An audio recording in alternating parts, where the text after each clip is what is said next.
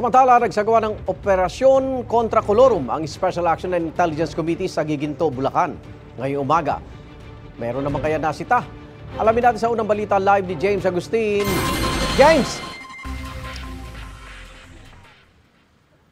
Gang, good morning. Tatlong pribadong sasakyan na mga Colorum umano ang nahuli ng SAIC sa kanilang operasyon.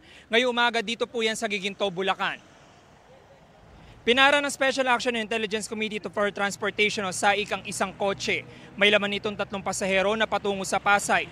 Sabi ng driver, kamag-anak niya ang mga sakay, pero nang i-verify ng SAIC, napag-alaman na hindi sila magkakakilala. Sunod na pinara ang isang AUV na may 6 na sakay na pasahero na ihahatid naman sa MRT North Avenue. Sabi ng driver, sinabay lang niya ang mga katrabaho at hindi siya Colorum. Ikatlo, nahuli ang isang kotse na may sakay na 3 pasahero. Ayon sa SAIC, 100 pesos sa nagiging singil ng mga driver sa isinasakay nilang mga pasahero mula sa Bulacan hanggang sa Metro Manila. I-impound now ang mga nahuling sasakyan. Samantala, nasa 120,000 pesos po yung multa para dun sa mga nahuling kotse, habang dun sa mga AUV naman ay aabot sa 200,000 pesos. Yan ang unang balita mula rito sa Giginto, Bulacan. Ako po si James Agustin para sa GMA Integrated News. Igan, mauna ka sa mga balita, mag-subscribe na sa GMA Integrated News sa YouTube para sa iba't ibang ulat sa ating bansa.